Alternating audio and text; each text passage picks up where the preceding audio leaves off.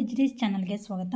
ಇವತ್ತು ನಾನು ನಿಮಗೆ ಇಲ್ಲಿ ಲಿಂಬೆಹಣ್ಣಿನ ರಸ ತೆಗೆದು ಹೇಗೆ ಶೇಖರಣೆ ಮಾಡಿಟ್ಕೊಳ್ಳೋದು ಅಂತ ತೋರಿಸ್ಕೊಡ್ತಾ ಇದ್ದೀನಿ. ಲಿಂಬೆಹಣ್ಣು ತುಂಬ ಇರುತ್ತೆ ಅಲ್ವಾ, ಒಂದು 25-30 ಲಿಂಬೆಹಣ್ಣು ಇದ್ದರೆ ಅದು ಹಾಗೆ ಇಟ್ಕೊಂಡ್ರೆ ಕೆಟ್ಟೋಗ್ಬಿಡುತ್ತೆ. ಕೊಟ್ಟೆ ಒಳಗೆ ಹಾಕಿ ನಾವು ಏನೇ ಫ್ರಿಜ್ಜಲ್ಲಿ ಇಟ್ಕೊಂಡ್ರೂ ಕೆಟ್ಟೋಗ್ಬಿಡುತ್ತೆ.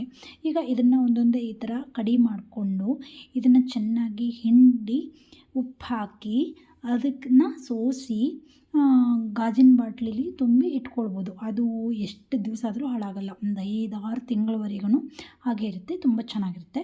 ನೋಡಿ, ಈ ಥರ ಲಿಂಬೆಹಣ್ಣನ್ನು ಕಟ್ ಮಾಡಿ ಇಟ್ಕೊಳ್ಬೇಕು. ನಾನು ಈ ಥರ ಲಿಂಬೆಹಣ್ಣನ್ನು ಕಟ್ ಮಾಡಿ ಇಟ್ಕೊಂಡಿದ್ದೀನಿ. ನೋಡಿ, ಒಂದು 30 ಲಿಂಬೆಹಣ್ಣಿನ ಮೇಲಿದೆ, ಹಾಳಾಗುತ್ತೆ ಅಂದ್ಬಿಟ್ಟು ಈ ಥರ ಮಾಡಿ ಇಟ್ಕೊಂಡಿದ್ದೀನಿ. ಈಗ ನೋಡಿ, ಒಂದು ಪಾತ್ರೆ ತೊಗೊಳ್ಳಿ, ಅದಕ್ಕೆ ಒಂಚೂರು ಉಪ್ಪು ಹಾಕ್ಕೊಳ್ಳಿ. ಈ ಕೆಂಪು ಉಪ್ಪು ಹಾಕ್ಕೊಳ್ಳಿ, ಸಾಣಿಕಟ್ಟ ಉಪ್ಪು ಬರುತ್ತಲ್ಲ, ಈ ಉಪ್ಪು, ಸಮುದ್ರದ ಉಪ್ಪು, ಇದನ್ನು ಹಾಕ್ಕೊಳ್ಳಿ. ಟೇಬಲ್ ಸಾಲ್ಟ್ ತೊಗೊಳ್ಬೇಡಿ. ಆಮೇಲೆ ಈ ಥರ ಒಂದು ಸೋಸಲಿಕ್ಕೆ ಒಂದು ಅರಸಹುಟ್ಟು ತೊಗೊಳ್ಳಿ. ನಾನು ಈ ಥರ ಅರಸಹುಟ್ಟು ತೊಗೊಂಡಿದ್ದೀನಿ. ಲಿಂಬೆಹಣ್ಣು ಹಿಂಡೋದು ಇದ್ದರೆ ಅದಿದ್ದರೂ ಕೂಡ ಪರವಾಗಿಲ್ಲ, ಅದರಲ್ಲಿ ಚೆನ್ನಾಗಿ ಬರುತ್ತೆ. ಈ ಥರ ಹಿಂಡಿಬಿಟ್ಟು ಈ ಬೀಜ ಎಲ್ಲ ತೆಗಿಬೇಕು. ಬೀಜ ಎಲ್ಲ ತೆಗೆದು ಚೆನ್ನಾಗಿ ಹಿಂಡ್ಕೊಳ್ಬೇಕು. ಬೀಜ ಎಲ್ಲ ಇದರಲ್ಲೇ ಶೇಖರಣೆ ಆಗುತ್ತೆ ಅಲ್ವಾ, ಮೇಲ್ಗಡೆ ಉಳ್ಕೊಳ್ಳುತ್ತೆ, ರಸ ಅಷ್ಟೇ ಕೆಳಗಡೆ ಹೋಗುತ್ತೆ, ಆಗ ಚೆನ್ನಾಗಾಗುತ್ತೆ. ಕುಸುಮನೂ ಕೆಳಗಡೆ ಬೀಳಲ್ಲ, ತುಂಬ ಚೆನ್ನಾಗಾಗುತ್ತೆ.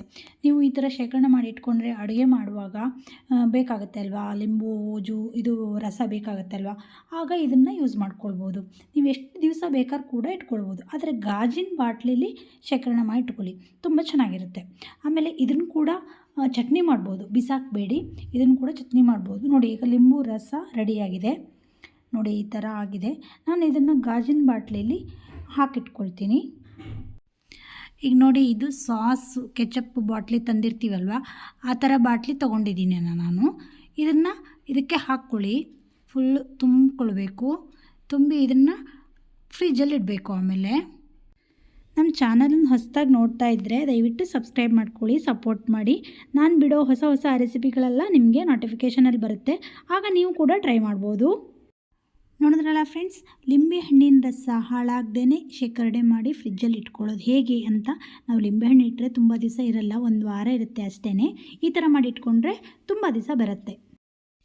ಇನ್ನು ಮತ್ತೊಂದು ಹೊಸ ಹೊಸ ರೆಸಿಪಿಯೊಂದಿಗೆ ಬರ್ತೀನಿ. ಅಲ್ಲಿವರೆಗೂ thank you, take care, bye.